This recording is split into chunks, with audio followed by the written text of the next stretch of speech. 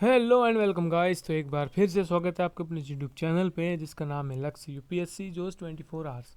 तो आज हम डिस्कस करेंगे current affair with static GK. और अगर आप पहली बार इस चैनल पर आए हो तो मेक श्योर इस चैनल को कर दीजिए सब्सक्राइब और जुड़िए हमारे साथ में। तो स्वागत है एक बार फिर से आप सभी का आपके अपने यूट्यूब चैनल में। तो करते हैं शुरू, लेकिन आगे बढ़ने से पहले एक मोटिवेशन क्वाइट।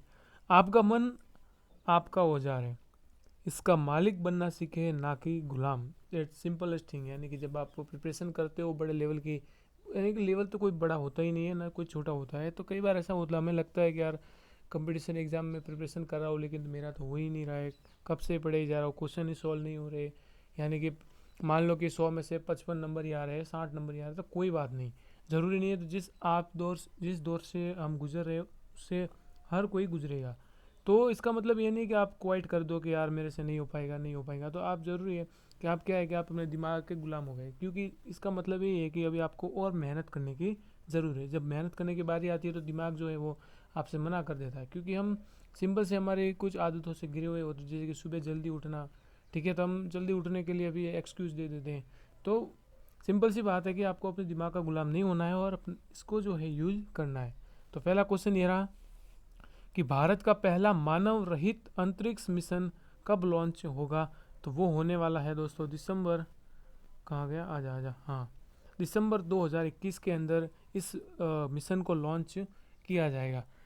ठीक है, जैसे ही बजट आया था, श्री वो फाइनेंस मिनिस्टर मिनिस्टर है श्रीमती निर्मला सीतारमण जी, इन्होंने कहा है कि हमने जो है अपने स्पेस के लिए भी यानी कि उन्होंने अपनी घोषणा में कहा था कि हम जो है इस शुरुआत के अंत तक 2021 में एक मानव रहित मिशन भेजेंगे। ओके, न्यूज़ भी देखिए। केंद्रीय वित्त मंत्री निर्मला सीतारमण ने 1 फरवरी 2021 को अपने बजट भाषण में यह घोषणा की है कि गगनयान की एक भाग के रूप में इसरो को पहला मानव रहित अंतरिक्ष मिशन दिसंबर 2021 में लॉन्च करेंगे। और इस मिशन के अंदर कौन जाएगा, तो ये जो रोबोट दिख रही है आपको, इस रोबोट को इस मिशन में यानी कि इस मिशन के तहत जो है स्पेस में भेजा जाएगा। और इस रोबोट की अगर हम बात करें तो व्योम मित्र जो है इस रोबोट का नाम है। क्वेश्चन पूछा जा सकता है एग्जाम में, याद रखिएगा। व्योम मित्र, ये इस रोबोट का नाम है। और जो इसरो जो है अपना 2022 में, ठीक है, गगनयान दिख रहा है, गगनयान यानी कि 2022 में जो है अ, अंतरिक्ष अंतरिक्ष में 4 लोगों को भेजेगा। ठीक है, वो जो है 4 जो है वो भारतीय वायुसेना के पायलट है, उनको जो है रसिया में ट्रेनिंग दी जा रही है फिलहाल। तो 2022 में मानव मिशन भी भेजा जाएगा 2022 के अंदर। और ये बात आप याद जरूर रखिएगा। तो 2021 के एंड तक जो है मानव रहित मिशन भेजा जाएगा। और नासा का भी एक मिशन है, ठीक है, नासा, ठीक है, मिशन आर्टमीज, मिशन आर्टमीज, इसको लिख देना जो मैं बोल रहा हूँ, ठीक है, मिशन आर्टमीज। इस मिशन के तहत दूसरे पुरुष और पहली महिला को भेजा जाएगा चंद्रमा के ऊपर। वहाँ पर जो है कम से कम वो 5 से 6 महीने रहेंगे और वहाँ की स्टडी करेंगे। इसी के चलते जो नोकिया जो है वहाँ पर 4G टावर भी लगा रहा है, कहाँ पर, चंद्रमा पर। ये बात भी आप याद रखिएगा। तो ठीक है, तो केंद्रीय वित्त मंत्री निर्मला सीतारमण ने 1 फरवरी 2021 को हमने जो बजट था उनमें जो कहा है कि हम जो है 2021 के एंड तक दिसंबर में जो है इसे लॉन्च करेंगे। अगर इसरो की बात करें हम, तो इसरो की स्थापना कब हुई थी, देखिए, इसरो की स्थापना हुई थी 15 अगस्त 1969 को। और इसके अध्यक्ष वर्तमान में चेयरमैन कौन है, तो के सिवन जो है इसके चेयरमैन है। अगर बात करें हम इसरो की, तो इसरो की संस्थापक अगर हम देखें कि संस्थापक कौन थे, तो वो थे अपने वो अंतरिक्ष विज्ञान के जनक विक्रम साराभाई। ये इसके संस्थापक है इसरो के, विक्रम साराभाई। और इन्हें ही कहा जाता है भारतीय अंतरिक्ष विज्ञान का पिता, विक्रम साराभाई को। और बात करें परमाणु विज्ञान की, तो परमाणु विज्ञान में नाम आता है होमी जहांगीर भाभा। ठीक है, और ये किस मंत्रालय के अधीन आता है, तो मैंने बता दिया, प्राइम मिनिस्टर यानी कि प्रधानमंत्री के अंतर्गत ये जो आता है इसरो।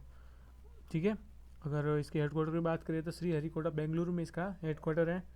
और बात हम कहें कि भारत का पहला उपग्रह कौन सा था जो कि लॉन्च किया था, तो वो उपग्रह था आर्यभट्ट। ठीक है, आर्यभट्ट नाम का एक उपग्रह था पहला जिसको जो भारत ने लॉन्च किया था 19, एक मिनट पेन चेंज करता हूँ मैं, ठीक है, ठीक है, ये सही है, ठीक है, यानी कि 19 अप्रैल 19 अपना ये 75, ठीक है। इस दिन भारत ने सबसे पहले अपना उपग्रह लॉन्च किया था, वो किया था आर्यभट्ट, और किस देश की सहायता से किया था? तो उस समय था यूएसएसआर, यानी कि वर्तमान का रशिया, ठीक है। यूएसएसआर की मदद से जो है आर्यभट्ट को हमने अंतरिक्ष में भेजा था, ओके। अगर बात की जाए अंतरिक्ष की, तो अंतरिक्ष में लोग जाते तो हैं लेकिन वहाँ पर रहते भी तो हैं यार, कि कौन सी जगह में वो लोग रहते हैं? तो देखिए इस तरीके के, अब आपको दिखाई दे रहा होगा ये वाला, ठीक है।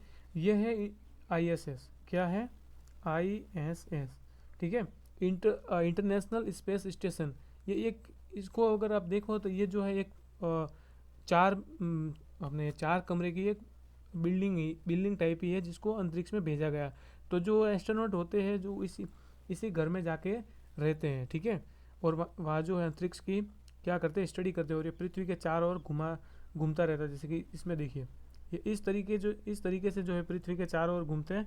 और जो है इसके अंदर कमरे हैं, 4 कमरे, यानी कि 4 BHK टाइप ये घर है, जिसके अंदर जो एस्ट्रोनॉट जो है वो अंतरिक्ष जो जो अपने जाते हैं वो इसी के अंदर रहते हैं। अगर बात करें हम इसकी इंटरनेशनल स्पेस स्टेशन की, तो ये पृथ्वी से कम 400 किलोमीटर की ऊंचाई पर है। और अगर बात करें तो इसको कब बनाया गया था? तो 1998 में जो है इसे बनाया गया था। कब बनाया था? तो 1998 में इसे बना था। पृथ्वी से 400 किलोमीटर की ऊंचाई पर स्थित है, और यहीं पे जाके जो है अपने ये अंतरिक्ष यात्री रहते हैं। अगर और बात करें कि इस आईएसएस को बनाने में क्या भारत भी इसी के अंदर आता? तो नहीं, आईएसएस को बनाया है नासा ने, प्लस जाक्सा, यानी कि जापान की स्पेस कंपनी का नाम है। दूसरा है रोसकॉसमॉस। और अगली आती है अपनी है ईएसए, यानी कि यूरोप स्पेस एजेंसी। और लास्ट है कनाडा स्पेस एजेंसी। तो ये जैसे कि मान लो कि भारत की इसरो है, इसी तरीके से अमेरिका की कौन सी स्पेस एजेंसी है? नासा। जापान की है जाक्सा, और रशिया की है रोसकॉसमॉस, और यूरोप की है ईएसए, और कनाडा की है कनाडा स्पेस एजेंसी, यानी कि सीएसए। इन सभी ने मिलकर जो है इसको बनाया था, ठीक है। तो भारत इसका जो है हिस्सेदार नहीं है, ओके। और मैंने बता दिया बाकी तो ईएसए, ठीक है, ओके, और कोई नहीं है। तो इस तरीके से ये घूमता रहता है पृथ्वी के चारों तरफ। देखिए, अगर हम बात करें कि भारत का पहला उपग्रह कौन सा था? आर्यभट्ट था। कब इसे लॉन्च किया था? तो 19 अप्रैल अपना ये 19 अप्रैल 1975। इस फैक्ट को याद रखिएगा, कई बार एग्जाम में ये पूछा गया। इसरो की स्थापना कब हुई? 15 अगस्त 1969 को। किसके अंडर में आता है? तो प्राइम मिनिस्टर के अंदर में आता है। वर्तमान में कौन है? के सिवन है। इसरो के संस्थापक कौन है? तो विक्रम साराभाई। इसरो किसके अधीन आता है? तो प्राइम मिनिस्टर के अधीन आता है। वो बता दिया मैंने, विक्रम साराभाई जो इसके क्या है, फाउंडर है। क्वेश्चन नंबर 2, सेकंड, जो एशिया का सबसे बड़ा एयर शो कहाँ पर होगा? तो वो होने वाला है अपना बेंगलुरु के अंदर। यानी कि एक तरीके से मेला लगेगा, जिसमें क्या होंगे कि देख ली शायद मेले लेकर आए भी आए हो, न्यूज़ भी है, ठीक है। यानी कि एक तरीके का मेला लगेगा। मेले में जैसे कि हम घूमने नहीं जाते तो बहुत सारे लोग आते हैं बाहर से, कि दुकानें लगाते हैं। तो इसी तरीके से होगा, जितने भी देश हैं वो आएंगे, और यहाँ पर जो अपना जो सामान लेके आएंगे उसका प्रदर्शन करेंगे कि हमारा अच्छा है, हमारा अच्छा है। तो ये कहाँ पर, सिंपल सा क्वेश्चन बनेगा, तो कहाँ पर है? तो बेंगलुरु के अंदर है। देखिए ये रहा न्यूज़ जागरण की है। देखिए, एशिया का सबसे बड़ा एयर शो एरो इंडिया का बेंगलुरु में आज होगा आगाज, ठीक है। और इसका उद्घाटन की बात करें तो राजनाथ सिंह ने जो है इसका इनोग्रेशन किया है, और ये 13वां संस्करण है, ठीक है। यानी कि इसका तीसरा एडिशन है, ओके, एरो इंडिया। तो देखिए, रेनवे टू ब्रिलियन, ठीक है, ये तो पूरी डिटेल है जो मैंने आपको बताई दी है, ओके। और अगर बात की जाए कि और इसमें क्या खास है, तो देखिए, एयर शो का मतलब होता है इस तरीके से जो है विमान जो है वो चलेगी, ठीक है, और अपना ये प्रदर्शन करेंगी। जैसे कि 15 अगस्त के दिन में नहीं होता है, उसी तरीके से। तो बहुत अलग अलग देशों से आएंगे। अगर और बात करें इस फैक्ट की, तो देखिए, ये दुनिया का जो है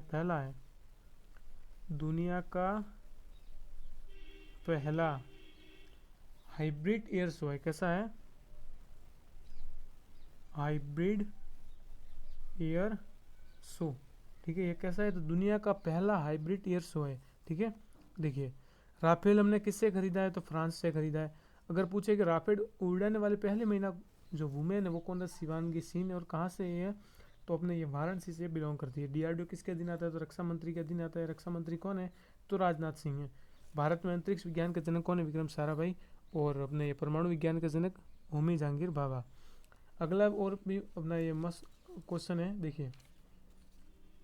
वर्ल्ड बैंक किस देश को 500 मिलियन यूएस डॉलर देंगी? तो वो देंगी सिंपल सा बांग्लादेश को।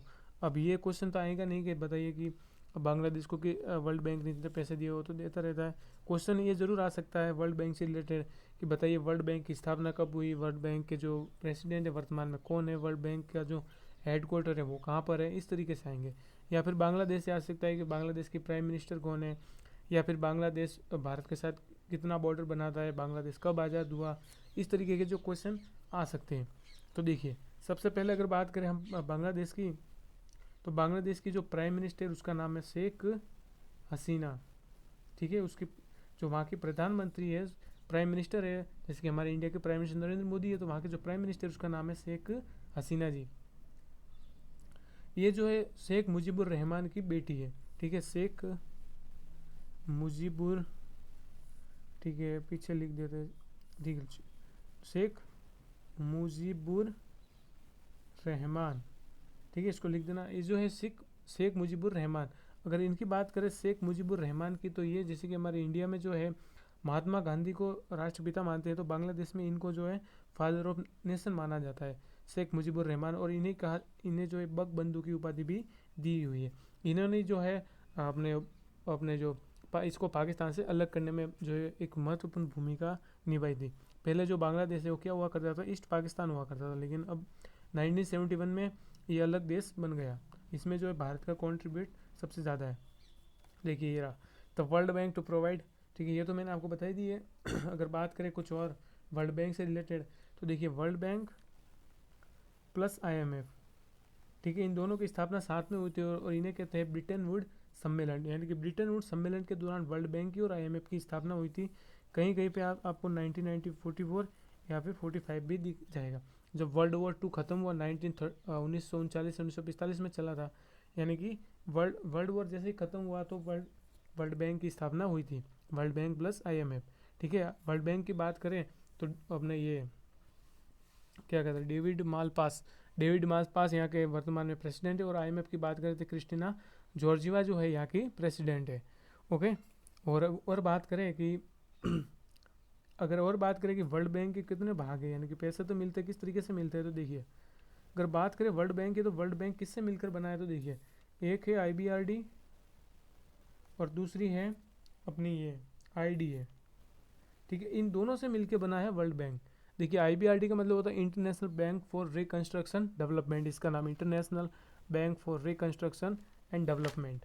अगर दूसरी बात करें IDA की, तो IDA होता है international development association, international development association. IBRD जो है उन देशों को पैसा देता है जिनकी जो आर्थिक स्थिति ठीक ठाक है, और उनके ऊपर ये जो है वो टैक्स, यानी कि जो कहते हैं ना कि वो कर, यानी कि वो कुछ टैक्स लगाता है, जैसे कि मान लो कि इतना हो गया। अगर IDA की बात करें कि इंटरनेशनल डेवलपमेंट फॉर एसोसिएशन, ये बैंक जो है उन देशों को पैसा देता है जो एकदम गरीब हो, यानी कि साउथ अफ्रीका के कुछ देश ले लो आप। ये जो है कुछ भी जो है इंटरेस्ट नहीं लेता, जितना पैसा दे दिया उसके ऊपर 0 इंटरेस्ट। ठीक है, ये होती है IBRD और एक है IDA। अब देखिए अगर कुछ और बात करें हम कि ये पैसे तो मिल गए, जैसे कि मान लो कि कल को पाकिस्तान को जो है वर्ल्ड बैंक ने पैसा दे दिया, ठीक है, तो अब क्या जो है अब क्या प्रूफ है कि जो पाकिस्तान जो है अपने जो देश में डेवलपमेंट के लिए ही इस पैसे का उपयोग करेगा? तो इसीलिए जो है एक पाकिस्तान का उदाहरण नहीं, कोई भी देश मान लीजिए, ठीक है, कि अगर मान लो कि पैसे तो दिए जा रहे हैं लेकिन इस पैसे का उपयोग कहाँ पर किया जा रहा है उसके भी तो प्रूफ चाहिए। तो इसीलिए एक संस्था का निर्माण किया गया था, FATF, financial action task force, 1989 में। और इसका जो हेडक्वार्टर है अपना ये फ्रांस पेरिस में। ठीक है, 39 जो इसके मेंबर है, और भारत जो है 2006 तक इसका ऑब्जर्वर था, यानी कि 2010 में जो है भारत भी इसका मेंबर हो गया। अब देखिए मान लो कोई एक्स देश है, इसको जो है वर्ल्ड बैंक ने पैसे दे दिए। अब वो पैसे दे दिए तो इसके ऊपर निगरानी भी तो रखनी पड़ेगी, तो इसीलिए संस्था का निर्माण किया था। अब मान लो कि इस जो एक्स नाम का कोई देश है, इसने जो है आतंकवाद के आतंकवाद को पनपाने में इस पैसों का उपयोग किया था। फिर इसके ऊपर जो है कुछ सैंक्शन लगाए जाते हैं, जैसे कि देखिए आपने सुना होगा कि पाकिस्तान को जो है FATF ने ग्रे लिस्ट में डाला। तो ये 3 लिस्ट निकालती है, एक होती है ब्लैक, दूसरी होती है ग्रे, तीसरी होती है वाइट। वाइट के अंदर वो आते हैं जिनके ऊपर कोई भी यानी कि वो नहीं हो, दाग नहीं हो, जैसे कि अपना इंडिया हो गया, ऐसे देश जिनके ऊपर जो है आतंकवाद का वो दबा नहीं हो कि हाँ भाई इन्होंने इस तरीके का कोई कांड किया है। अब ग्रीन लिस्ट की बात करें तो पाकिस्तान को ग्रीन लिस्ट में डाला गया क्योंकि पाकिस्तान जो है कई बार आतंकवाद को पनमाता है, जैसे वो पैसे आते हैं उसको हथियार खरीदता है।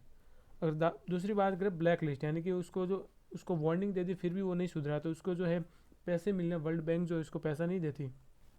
जैसे कि अपना ये नॉर्थ कोरिया हो गया और कुछ और देश है जिनको ब्लैक लिस्ट में डाला गया। और पाकिस्तान की बात करें तो वो ये ग्रे लिस्ट के अंदर है, ठीक है। और ग्रे लिस्ट में जाने से ये होता है कि मान लो कि जितना पैसा मिलना चाहिए उतना पैसा नहीं दिया जाता और वार्निंग देके जो है इसे छोड़ भी दिया जाता है।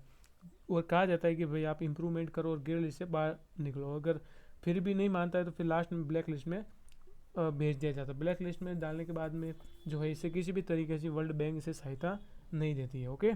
और देखिए बांग्लादेश, ठीक है, ये बात समझ में आ गई। अब देखिए ये रहा अपना अपना इंडिया प्यारा सा, और ये बात करें तो ये रहा बांग्लादेश। भारत सबसे ज़्यादा किस देश से अगर बाउंड्री बनाता है इंटरनेशनल लेवल पे, तो मैक्सिमम को आप पूछोगे तो वही बताएंगे पाकिस्तान या फिर चाइना, बट ये रॉन्ग है। भारत सबसे ज़्यादा बाउंड्री बनाता है बांग्लादेश के साथ में, कितनी है तो 40 अपनी ये कहाँ गई, 1 मिनट, 4096 किलोमीटर, ठीक है। और भारत का कौन सा राज्य सबसे ज़्यादा बाउंड्री बनाता है तो वेस्ट बंगाल।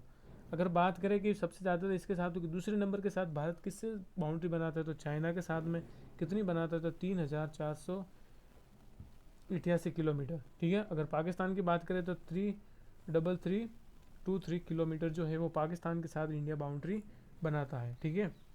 अगर चाइना की बात करें तो चाइना के साथ भारत के कौन कौन से राज्य आते हैं तो देखिए एक आती है यूनियन टेरिटरी जिसका नाम है लद्दाख, फिर अपना आता है ये अपना ये हिमाचल प्रदेश, उत्तराखंड, यहाँ पर सिक्किम, यहाँ पर हो गया अरुणाचल प्रदेश। अगर पाकिस्तान के साथ अगर बात करें कि भारत के कौन से राज्य पाकिस्तान के साथ बॉर्डर बनाते हैं तो ये हो गया पंजाब, राजस्थान, गुजरात और एक है यूनियन टेरिटरी यानी कि केंद्र शासित प्रदेश जो है जम्मू एंड कश्मीर, ओके। और अगर हम देखें अपने इंडिया के मैप से रिलेटेड, ठीक है, तो कुछ दिन पहले मैंने आपको बताया था ये रहा अपना सिक्किम, ये है भूटान, और ये बांग्लादेश, और ये अपना ये जो है गुजरात हो गया, यहाँ पे महाराष्ट्र है, फिर ये गोवा, फिर ये कर्नाटक, ये केरल हो गया, फिर ये तमिलनाडु हो गया इस तरफ, फिर अपना आंध्र प्रदेश, फिर ये उड़ीसा, और इस तरफ है जो अपना वेस्ट बंगाल है, ओके। तो अब बढ़ते हैं अपने नेक्स्ट क्वेश्चन की ओर। देखिए आगे बढ़ने से पहले कुछ इंपॉर्टेंट फैक्ट है कि जो बिडेन किस नंबर के राष्ट्रपति है तो ये 46 नंबर के राष्ट्रपति है। और किस पार्टी से बिलोंग करते हैं तो इनकी जो पार्टी का नाम है वो डेमोक्रेटिक पार्टी था। अगर डोनाल्ड ट्रंप की बात करें तो वो 45 नंबर के प्रेसिडेंट थे और उनकी पार्टी का नाम था अपनी रिपब्लिक। जैसे कि इंडिया में 2 पार्टी है मेजर, बीजेपी और कांग्रेस, इस तरीके से। और अमेरिका की उपराष्ट्रपति यानी कि वाइस प्रेसिडेंट कौन है, कमला हैरिस है और 49 नंबर की, और ये इंडियन है और पहली महिला इसलिए। अगर बात करें time person of the year 2020 किसे मिला था तो बाइडेन को और कमला हैरिस को मिला था। और 2019 वाला किसे मिला है तो ग्रेटा थनबर्ग को मिला हुआ है। और ग्रेटा थनबर्ग से रिलेटेड कुछ फैक्ट याद कर लेना क्योंकि ये जो है किसान के प्रोटेस्ट के अंदर जो इसने भी कुछ उंगली कर ली, ठीक है, तो इस बात को याद रखिए। तो time kid of the year किसे मिला तो गीतांजलि राव को जो है ये अवार्ड नवाजा गया। अगर बात करें इंडिया के प्रेसिडेंट वर्सेस यूएसए की, तो अगर बात की जाए भारत के राष्ट्रपति की, तो भारत के राष्ट्रपति के लिए कौन सा आर्टिकल है तो आर्टिकल नंबर 52, इसके अंदर लिखा गया है कि भारत का एक राष्ट्रपति होगा। आर्टिकल नंबर 53 में इसके कार्य शक्ति के बारे में लिखा हुआ है।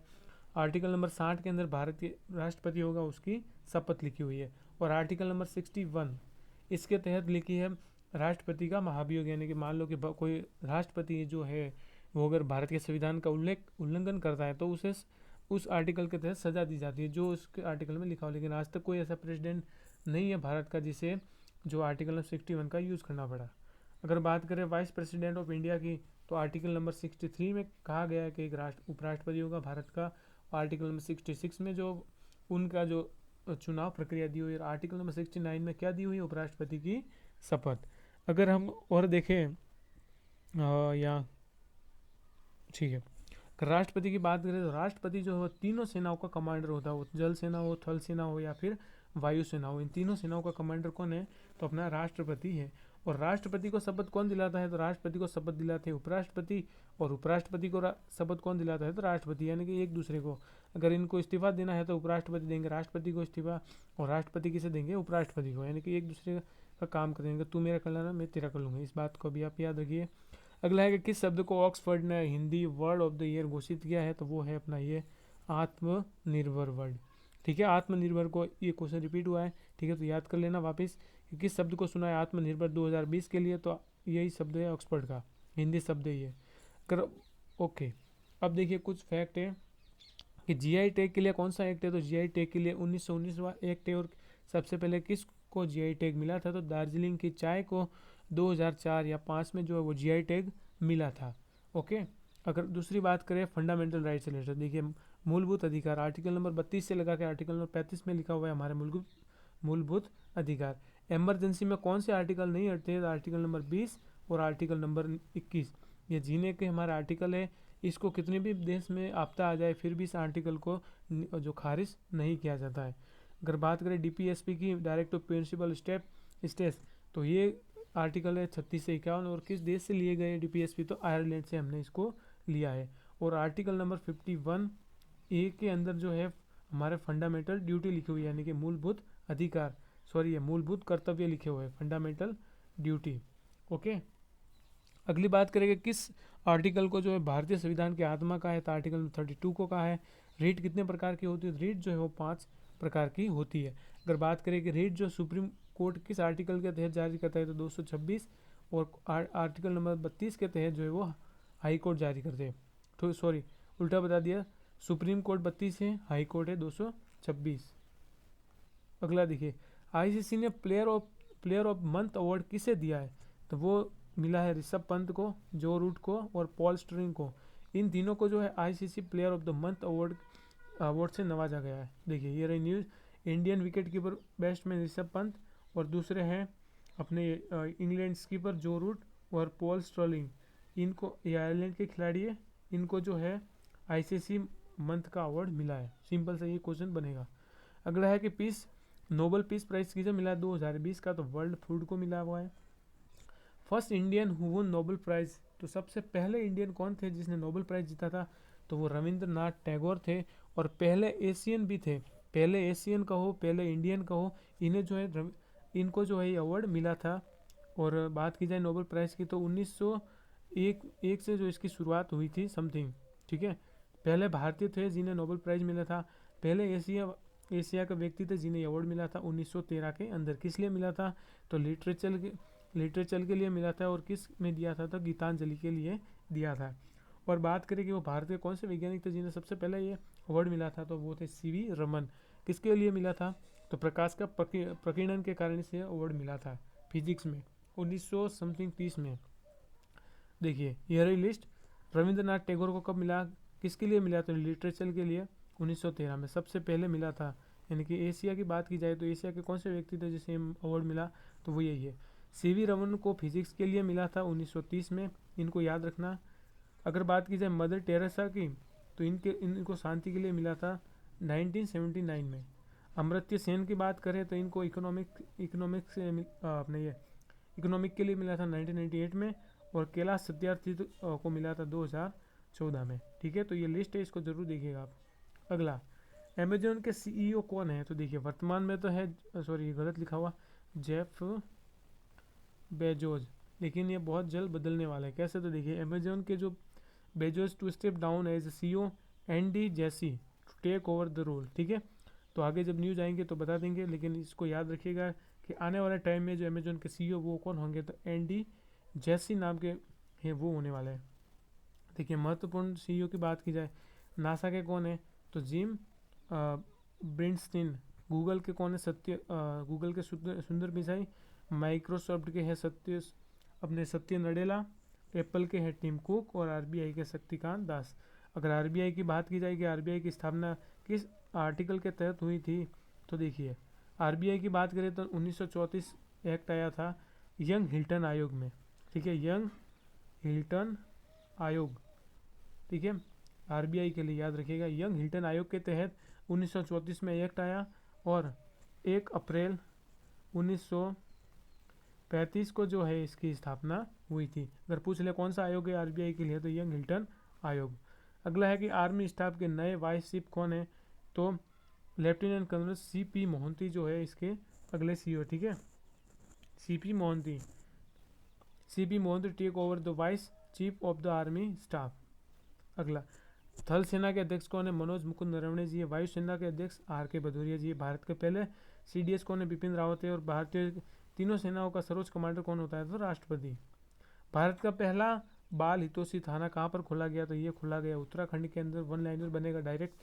उत्तराखंड के सीएम है ये रहा अपने ये Rawat. Inauguration Uttarakhand first child friendly police station. अगर बात की जाए यहाँ के गवर्नर की, तो बेबी रानी मौर्य जी जो है यहाँ की गवर्नर है। अगर बात की जाए कुछ महत्वपूर्ण तथ्यों की, देखिए सेरिकल्चर को क्या कहते हैं, यानी कि रेशम कीट का पालन होता है उसे कहते हैं सेरिकल्चर। अंगूर को कहते हैं विटिकल्चर। फूलों को कहते हैं फ्लोरिकल्चर। और मधुमक्खी पालन को कहते हैं एपीकल्चर। देखिए विश्व आर्द्र भूमि दिवस कब मनाता है, तो ये भी रिपीट हुआ है, तो 2 फरवरी को विश्व आर्द्र भूमि दिवस मनाया जाता है, यानी कि वर्ल्ड वेटलैंड डे, ठीक है। भारत में अगर बात करें कितनी रामसर साइट है, तो 42 रामसर साइट है। देखिए कल भी हमने शायद इसको डिस्कस किया था, तो याद रखिए कि भारत में 42 रामसर साइट है और 2 फरवरी को हर साल इसे वर्ल्ड वेटलैंड डे के रूप में मनाया जाता है। अगर बात करें लास्ट क्वेश्चन का अपने इस क्लास की, तो श्रम शक्ति एक राष्ट्रीय प्रवास सहायता पोर्टल किसने लॉन्च किया, तो वो देखिए वो क्या है, अर्जुन मुंडा ने, जो कि ट्राइबल मिनिस्टर है। डायरेक्ट क्वेश्चन आएगा, वन लाइनर, इससे ज़्यादा कुछ नहीं बनेगा इसमें, ठीक है। तो अर्जुन मुंडा जी ने जो है श्रम शक्ति एक राष्ट्रीय प्रवास पोर्टल लॉन्च किया है। अगर नरेंद्र मोदी की बात की तो प्राइम मिनिस्टर है, ये हमारे डिफेंस मिनिस्टर है। प्रकाश जावड़ेकर की अगर हम बात करें तो ये पर्यावरण हो गए, और ये अपने ये पर्यावरण और क्लाइमेट चेंज मंत्री है, ठीक है। सो ये था अपना लास्ट क्वेश्चन, और एंड करते ही भी अपनी, देखिए minister of the tribal affair virtual launch, ठीक है, अर्जुन मुंडा जी जो है कौन से हैं, ट्राइबल मिनिस्टर हैं, इसको याद रखिएगा, ठीक है। तो यहीं पे करते हैं अपनी वीडियो को एंड, और वीडियो थोड़ी बहुत भी पसंद आई है तो इसे कीजिए लाइक और सब्सक्राइब, जुड़िए हमारे साथ में, मिलते हैं अगली वीडियो में।